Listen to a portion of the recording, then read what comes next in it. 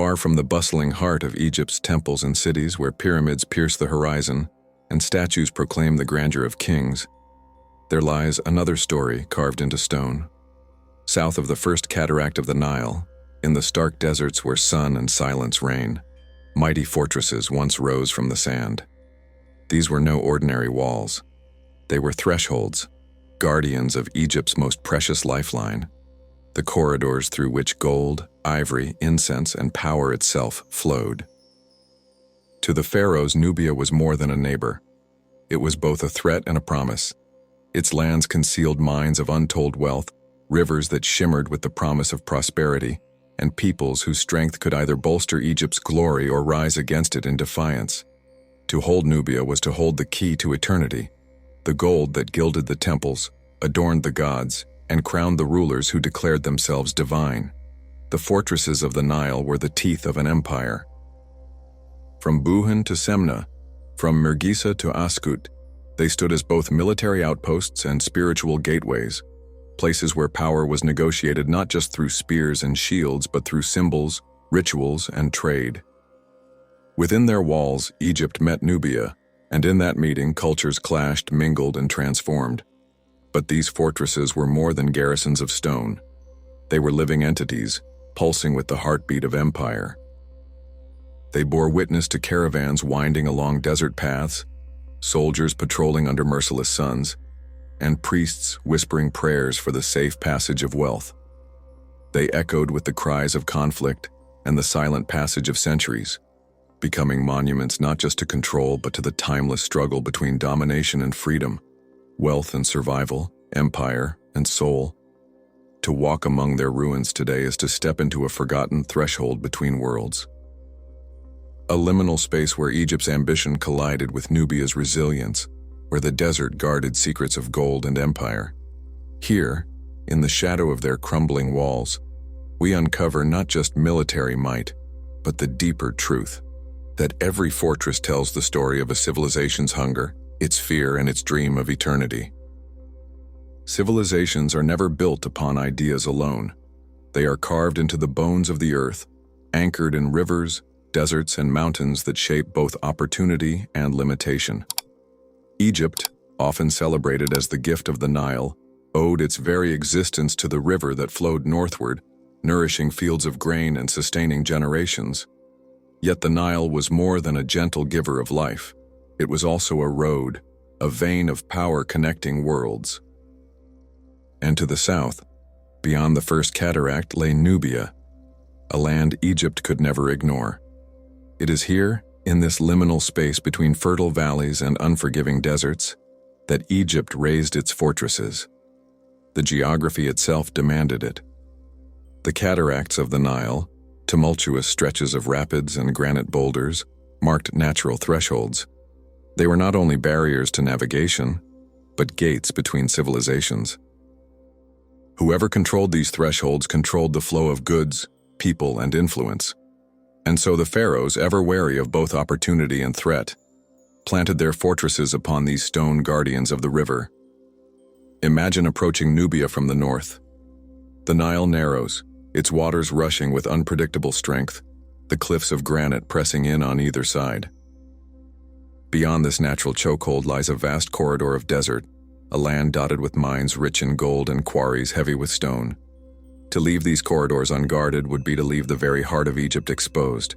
Thus rose the fortresses, Buhan, Semna, Kuma, Mirgissa.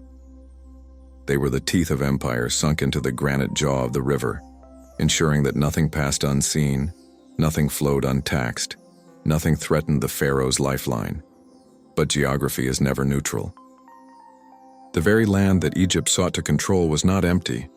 Nubia had its own kingdoms, its own gods, its own lifeblood that pulsed with equal vigor. To the Nubians, these fortresses were not neutral outposts, but intrusions, symbols of a foreign hand pressing upon their autonomy. For centuries, Nubians had commanded these routes, mastering the river's cataracts, guiding caravans across deserts, and trading gold, ivory, and exotic goods long before Egypt set its gaze southward. The erection of Egyptian fortresses was therefore both an act of defense and an act of conquest. Geography turned into domination. The genius of these locations lies in their double nature.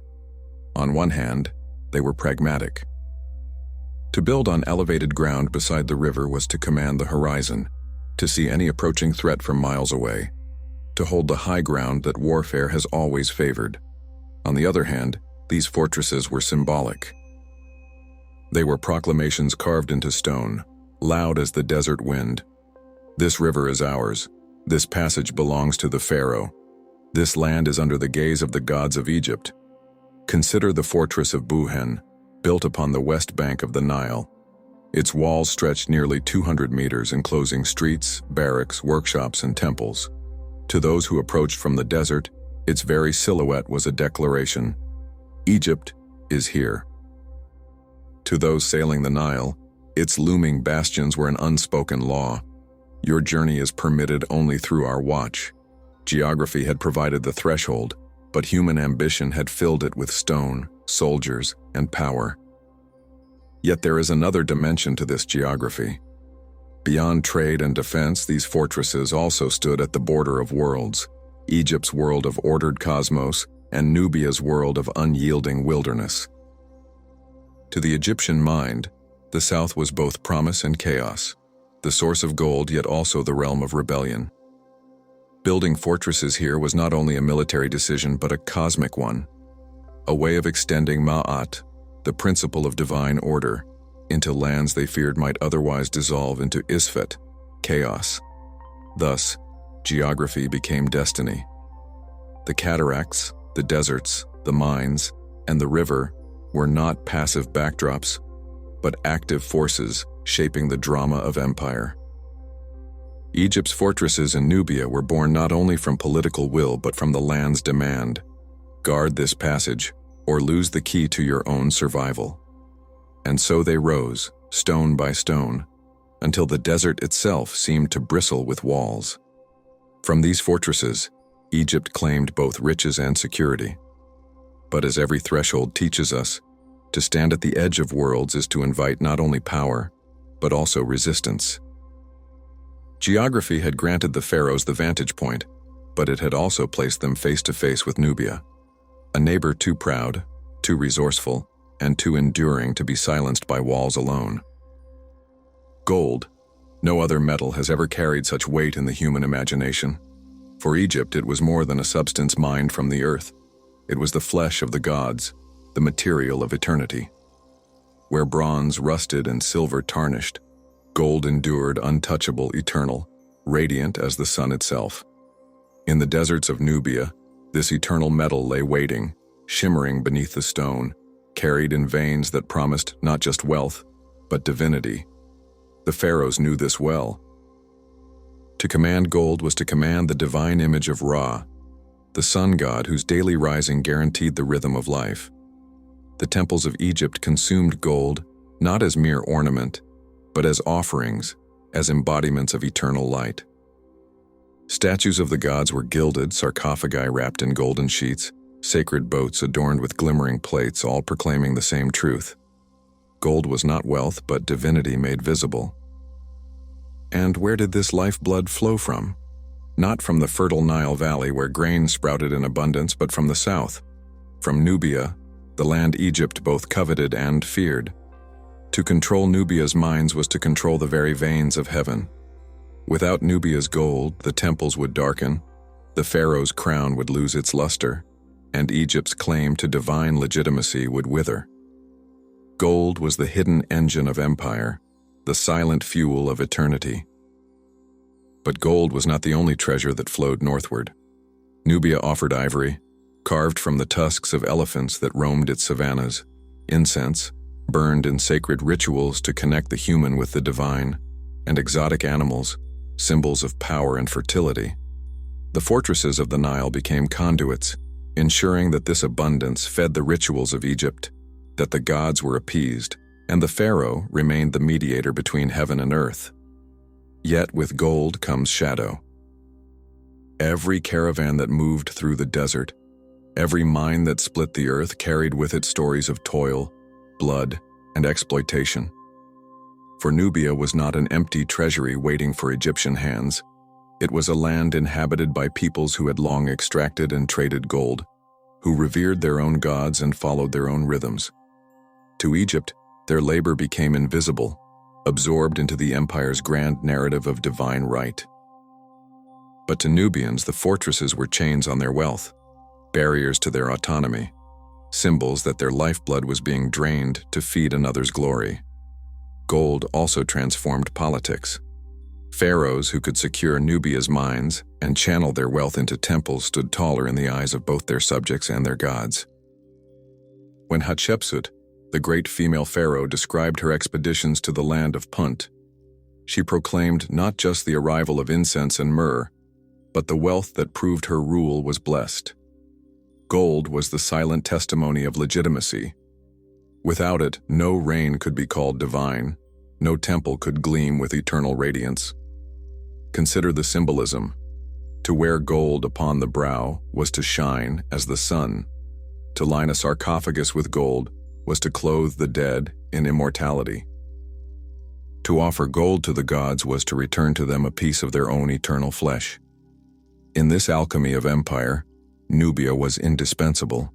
Its mines fed Egypt's religion, its deserts yielded the substance of eternity, its people became unwilling participants in the pharaoh's dream of forever. But gold is never innocent. It tempts, it corrupts, it enslaves. Egypt's hunger for Nubia's gold ensured that the fortresses along the Nile were never just defensive. They were teeth sinking into the land, veins tapping into the earth's lifeblood. They were the embodiment of a truth as old as empire, that wealth is always drawn from somewhere, often at the cost of those whose voices go unheard. Thus, gold bound Egypt and Nubia in a relationship of unequal exchange. To Egypt, it was divine necessity. To Nubia, it was often a curse, a reason for intrusion and domination. The fortresses of the Nile stood at this crossroads, where sacred offerings and imperial hunger converged. They remind us that every empire's radiance conceals a shadow, and that behind the shining crowns of pharaohs lay the unyielding deserts of Nubia, where men and women labored under the sun to give eternity its glow. A fortress is never just a wall. It is a statement, a proclamation carved into the landscape, a message in stone that speaks across centuries. Along the banks of the Nile in Nubia, Egypt's fortresses were not merely practical enclosures of mud brick and granite. They were symbols of power, embodiments of domination, and extensions of the pharaoh's will. To stand before them was to be confronted not only with military might but with ideology made visible. Take Buhin, one of the most famous of these strongholds. Its walls stretched outward in massive lines, fortified with bastions and towers, creating an intricate pattern of defense that rivaled anything of its time. More than just a military structure, Buhin contained within its enclosure a miniature city, barracks, workshops, temples, storage facilities, and administrative buildings. Soldiers patrolled its walls, priests tended to the gods housed in its sanctuaries, and officials monitored the flow of trade and tribute passing through its gates. It was, in essence, a living organism, stone as skeleton, soldiers as muscle, rituals as breath. Yet architecture in Egypt was never devoid of symbol. The alignment of walls, the elevation of towers, the very placement of gates carried meanings beyond the practical. Fortresses rose like hieroglyphs against the horizon, their silhouettes declaring that order, Ma'at, had extended into foreign lands. To pass beneath their gates was to cross into Egyptian space, where the authority of the pharaoh reigned, and where even the desert itself seemed to bow. The choice of materials was itself symbolic. Stone, enduring and eternal, mirrored the cosmic permanence the pharaohs claimed. Mud brick, common in Egyptian villages, was here overlaid with granite and sandstone, as though to proclaim that empire was built not on the fragile, but on the everlasting. The walls of Buhin, said to have reached nearly 10 meters in height and 5 meters thick, were not only impenetrable to arrows and spears, but to time itself. Their message was clear: Egypt is eternal, and so too is its dominion over Nubia. But symbols do not remain uncontested. To Nubians, these walls were not expressions of cosmic order but interruptions of their land, invasive presences that cut across trade routes and reshaped sacred landscapes. For them, the architecture of domination was a daily reminder that Egypt sought not only to extract wealth but to impose its very worldview. A fortress was as much a temple of ideology as it was a military base, and every stone placed by Egyptian hands declared, "You are under our gaze." The spatial design of these fortresses also reveals their dual nature. While outward-facing walls bristled with defenses, inward spaces often contained temples dedicated to Egyptian gods. This fusion of military and sacred reinforced the idea that empire was divinely sanctioned. Soldiers stood guard not only with weapons but with rituals, their presence framed as the earthly arm of divine will. Thus, architecture became a kind of scripture, a text written in stone that proclaimed conquest as cosmic necessity. Consider the way light fell upon these structures. At dawn, the rising sun would strike the walls, illuminating their surfaces in gold as though Ra himself had blessed the outpost. By night, the torches lining the gates turned the fortresses into beacons, visible across the desert, symbols of a power that never slept. To build a fortress was to inscribe empire onto the very rhythm of day and night, a reminder that no hour was beyond Egypt's reach. Yet for all their permanence, these fortresses also reveal a paradox. Built to impose eternal order, they now stand as ruins, their stones scattered, their walls crumbled by centuries of wind and sand. The architecture of domination has become the architecture of memory, reminding us that no empire, however eternal it claims to be, can escape the erosion of time. Still, their symbolic weight endures. To walk among the remnants of Semna or Mergisa is to feel the echo of their message, faint but undeniable. The walls may be broken, but the intention remains legible. Architecture was power, stone was authority, and domination was written into the very bones of the earth. Thus, the fortresses of the Nile teach us that architecture is never neutral. Every wall tells a story, every gate enforces a worldview, every tower casts a shadow not only on the land, but on the soul. In Nubia, those shadows stretched across generations, shaping lives, bending trade, defining identities. They stand as reminders that empire does not conquer with armies alone. It conquers with symbols, with structures, with the silent yet unyielding weight of stone. Frontiers are never just lines on a map. They are living zones, charged with tension and possibility, where cultures collide, mingle, and reshape one another. Along the Nile, the Egyptian fortresses in Nubia were precisely such spaces, thresholds where empire met resistance and where two worlds looked into each other's eyes. To the Egyptians, Nubia was a land of both promise and peril. It offered the glitter of gold, the ivory of elephants, the fragrance of incense, and the prestige of exotic goods that expanded Egypt's sense of cosmic centrality. But Nubia also stood as a reminder that Egypt's dominance was never guaranteed. The people of Kush, with their deep connection to the land and their own traditions of kingship, were not passive subjects.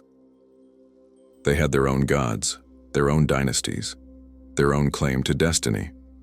Within the walls of fortresses like Semna, life unfolded as a complex negotiation. Egyptian officials administered taxes, recording the passage of goods that traveled along the river. Soldiers enforced order, their presence a constant reminder of Pharaoh's authority. Priests performed rituals to ensure that the gods favored Egypt's control. But just beyond the walls, Nubian communities thrived, watching, resisting, trading, adapting. Some became allies, others adversaries, but none remained untouched by the presence of Egypt's fortresses. Trade was the first language of encounter. Caravans carried Nubian goods northward, passing through fortress gates where scribes meticulously noted every item. Gold dust weighed in balances, ivory tusks inspected, cattle counted, incense catalogued. In exchange, Egypt sent linen, crafted goods, and most importantly, its ideology. Every transaction was also a declaration. Wealth moved under the pharaoh's gaze, and the act of trade itself became a ritual of submission to empire. Yet beneath the flow of trade lay deeper currents. There were marriages between Egyptians and Nubians, alliances sealed through family ties. There were mercenaries from Nubia serving in Egyptian armies, their skills in archery renowned across the ancient world. There were cultural borrowings, where Nubian art absorbed Egyptian motifs, and Egyptian religion adopted elements of Nubian spirituality. Even in conflict, the two worlds were mirrors to one another, each shaping the other's identity in ways subtle yet profound. But encounters are never without friction. The Nubians resented the fortresses as intrusions upon their autonomy. Raids and rebellions broke out, moments when the desert itself seemed to rise against the walls. For Egypt, these uprisings confirmed their fears, that Nubia was not a land to be pacified once, but a frontier requiring eternal vigilance. Each rebellion brought crackdowns. Each act of defiance answered with renewed military presence. The fortresses became both bridges and barricades, sites of exchange and symbols of division. Religion, too, became a terrain of encounter. Egyptians brought with them the cults of Amun, Ra, and Horus, inscribing their gods into Nubian soil. Temples within fortresses proclaimed that even here, far from Thebes or Memphis, the gods of Egypt ruled supreme. Yet Nubian gods were not erased. The lion-headed Apetamak roared in Nubian sanctuaries, standing as a fierce counterpart to Egypt's deities. Over time, syncretism emerged, a blending of divine languages that revealed the porousness of cultural boundaries. The fortresses, then, were not static symbols of domination, but dynamic spaces of contact. Within their shadow, Egyptian and Nubian identities were tested, reshaped, and redefined. To the Egyptians, these strongholds were bulwarks of order, necessary barriers against chaos. To the Nubians, they were both prisons and marketplaces, intrusions and opportunities. To both, they were reminders that frontiers are not fixed but fluid, always shifting, always alive. And perhaps this is the deeper lesson of the fortresses. They show us that empire is never total, that no wall can fully separate worlds. At the edge, at the threshold, there is always encounter, and encounter always transforms. Egypt sought to dominate Nubia, to extract its wealth and impose its gods. But in the process, Egypt itself was changed. The gold it craved carried not only wealth but Nubia's imprint. The gods it worshipped bore traces of Nubian power. The very idea of Egypt as an eternal empire was forged in part through its struggle and dialogue with its southern neighbor. Thus, the fortresses stand as monuments to encounter. They remind us that history is not only the story of domination, but of exchange, that even in conquest there is transformation, and that at the edges of empire, identities are never simple, but always entangled. At first glance, a fortress appears to be nothing more than a military structure. Stone walls, watchtowers, gates meant to control movement. But in ancient Egypt, there was no separation between the sacred and the political, between war and worship. Every act of power was also an act of faith, and every wall carried spiritual weight. The fortresses of Nubia were no exception. To the Egyptians, they were more than outposts of stone. They were thresholds between worlds, not just geographic or political boundaries, but cosmic ones. Consider the worldview of the Egyptian. The universe was divided into two forces, Ma'at, the principle of divine order, harmony, and truth, and Isfet, the principle of chaos, darkness, and disruption. To extend Egypt's rule into Nubia was not simply to expand territory. It was to push Ma'at outward, to impose cosmic order on lands perceived as unstable, untamed, or foreign. The fortresses thus became altars of cosmic struggle. Each wall, each tower, each temple contained within them the Pharaoh's promise that Egypt was the center of order, and that even here, on the edges of empire, the gods would prevail. Inside many fortresses stood temples dedicated to the great deities of Egypt, Amun, Ra, Horus. Their names were etched into stone, their statues enshrined in sanctuaries. Soldiers stationed far from Thebes or Memphis could still enter sacred spaces, offer incense, and participate in rituals that reaffirmed the pharaoh's divine mandate. In this way, the garrisons were not cut off from Egypt's spiritual heart. They were extensions of it, outposts where heaven touched earth, where Pharaoh's cosmic role was continually reinforced. But the sacred dimension of these fortresses was not limited to Egyptian ritual. Being thresholds, they were also places of contact with Nubian spirituality. Just as Egypt built temples within their walls, Nubian gods lingered just beyond them. The lion-headed Apetamak roared in local sanctuaries, and Nubian rituals infused the land with their own sacred energy. Over time, these traditions mingled, creating spaces of syncretism where Egyptian and Nubian deities coexisted, blended, or stood in tension. Thus, the fortresses became spiritual crossroads, gateways where divine worlds met and negotiated. The symbolism of location reinforced this sacred role. Many fortresses stood at river crossings or desert gateways, liminal spaces that in Egyptian thought were charged with spiritual significance. To cross a threshold was to move from one state of being to another, from safety to danger, from order to chaos, from life to death. By fortifying these thresholds, Egypt claimed not only geographic control, but metaphysical mastery. The fortresses were guardians not just of trade routes, but of cosmic balance. Rituals performed within these walls deepened their sacred dimension. Soldiers participated in daily offerings to ensure the favor of the gods. Festivals honored deities far from their central temples, binding frontier life to the rhythm of Egypt's religious calendar. Even acts of war were framed as rituals, battles cast as cosmic dramas where Pharaoh, as son of Ra, triumphed over chaos embodied in foreign enemies. Victory was never just political. It was divine proof that Ma'at had prevailed once more. For the Nubians who lived under the shadow of these walls, the sacred frontier was experienced differently. To them, the fortresses were intrusions, yet also portals.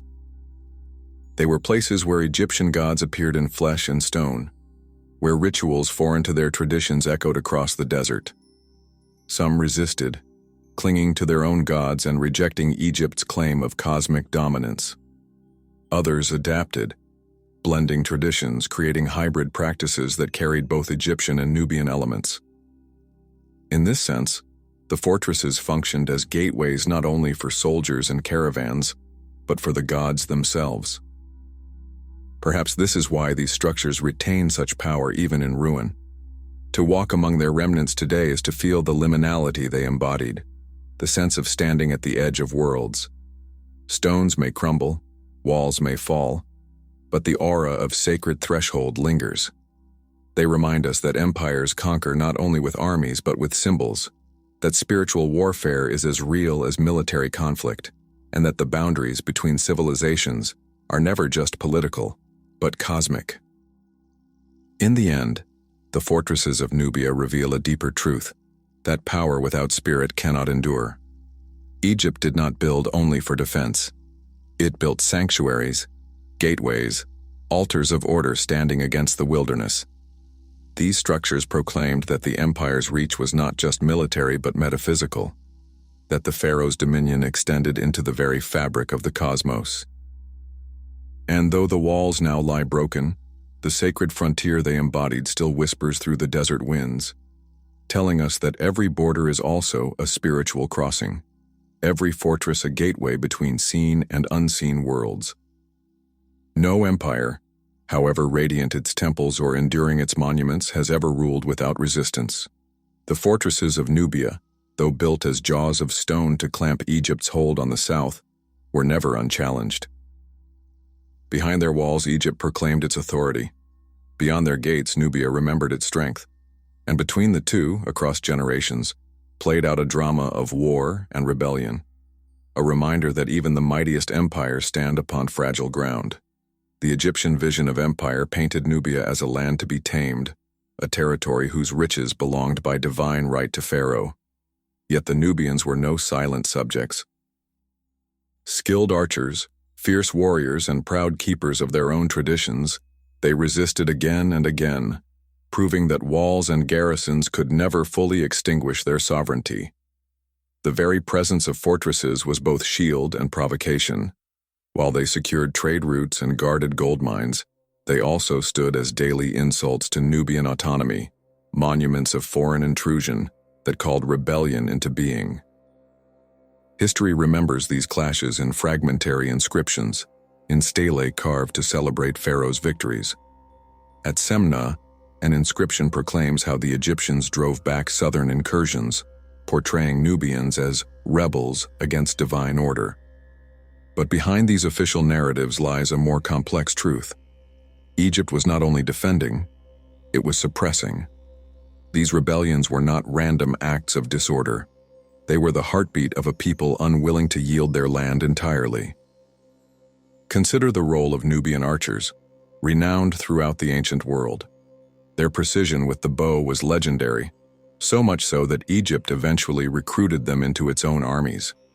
But before they served as mercenaries, they often stood as adversaries. From across the desert ridges or hidden along the riverbanks, their arrows rained upon Egyptian patrols, puncturing the illusion of invincibility that the fortresses sought to project. Each skirmish was a reminder that geography, no matter how fortified, could not silence the will of a people determined to defend their home.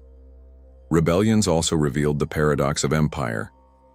To control Nubia, Egypt poured resources into its fortresses, maintaining garrisons far from the Nile Delta, supplying them across desert routes, and staffing them with officials and priests.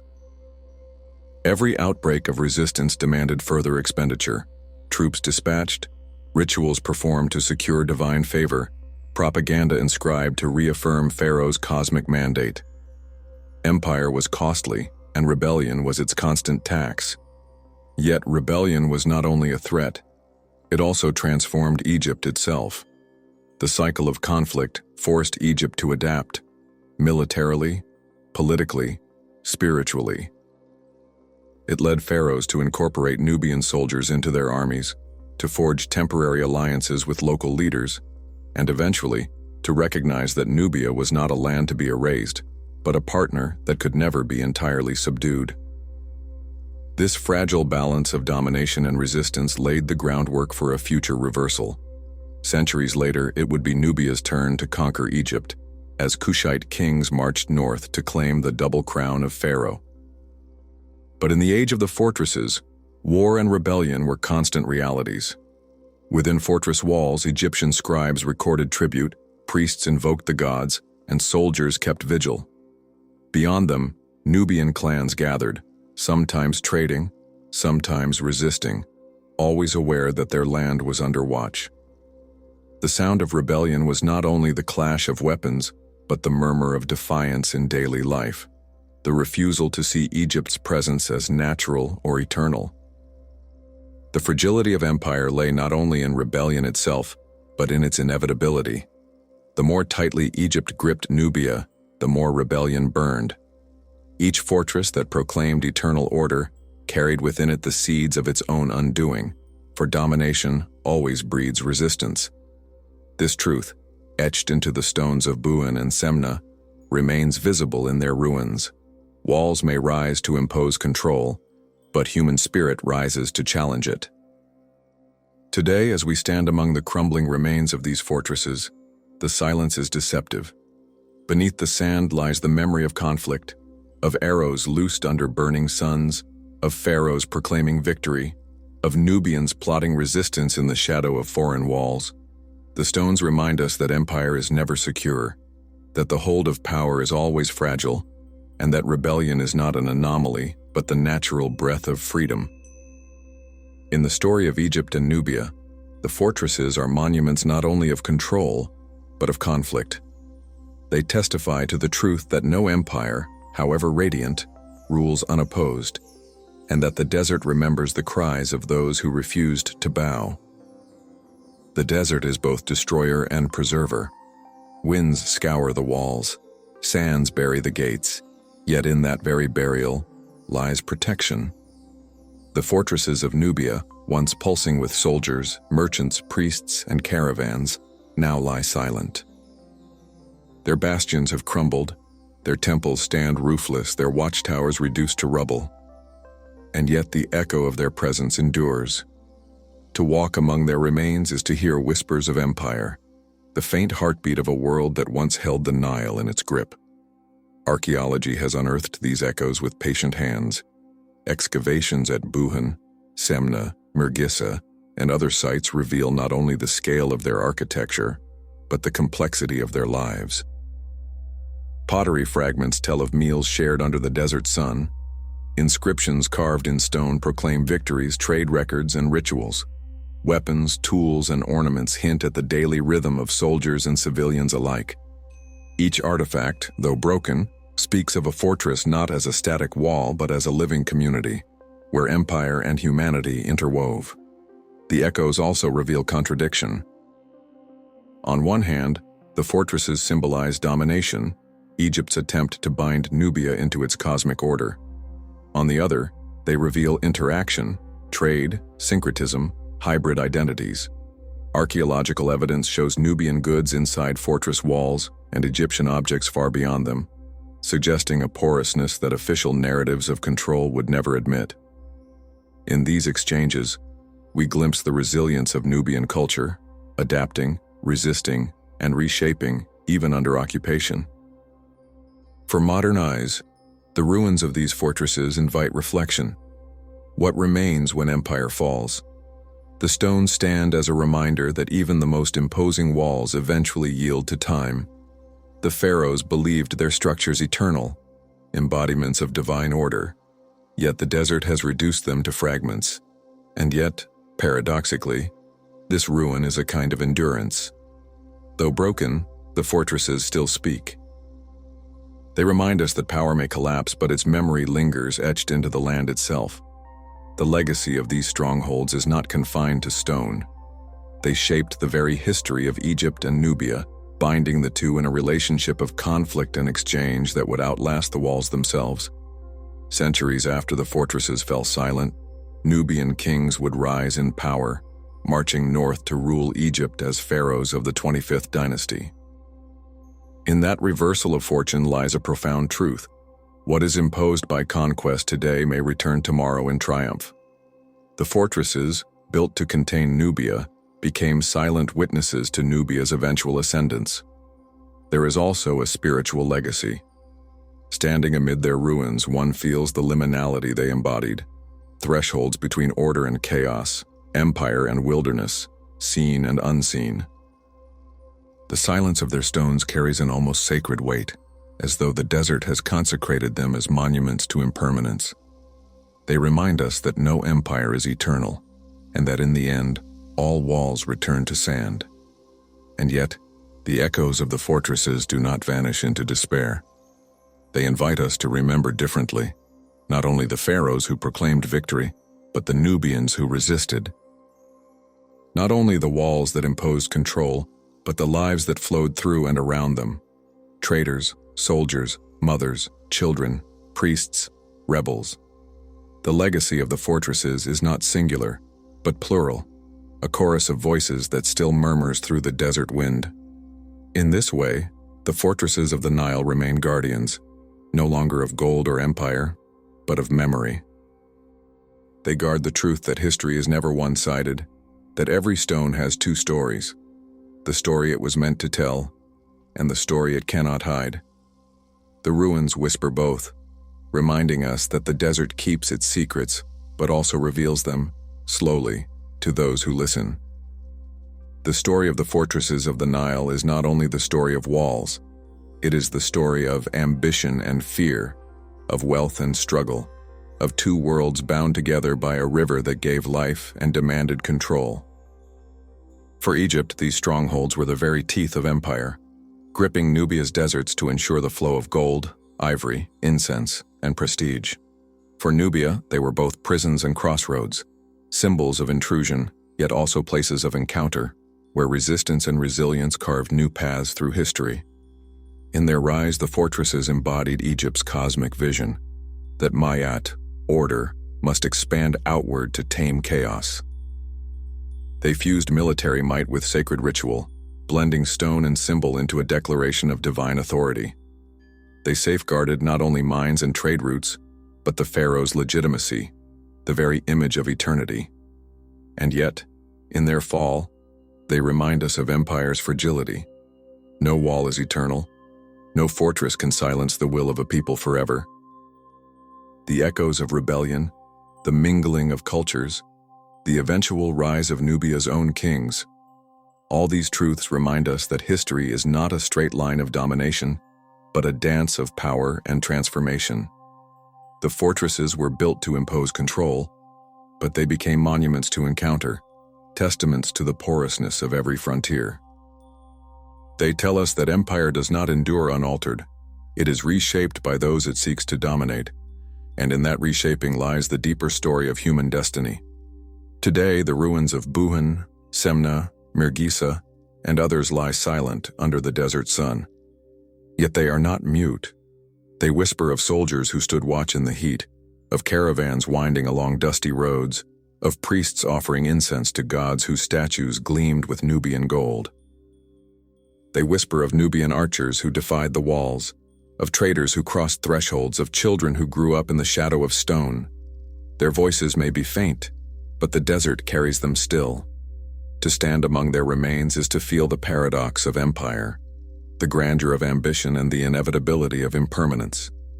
These fortresses remind us that every civilization, however radiant, is bound by time.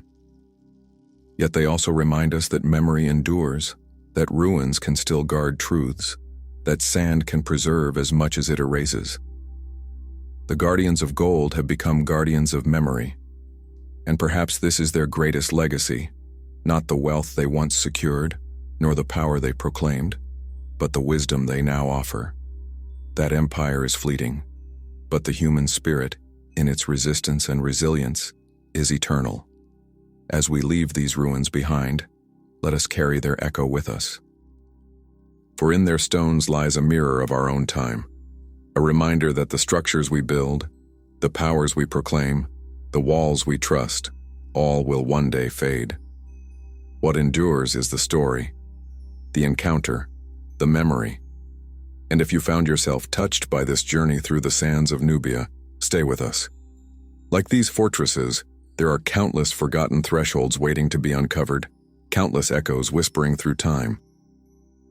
Join us as we continue to explore them together. Subscribe, share, and return for the next chapter of the Mystic Atlas. For the desert still speaks, and its guardians are not done telling their story.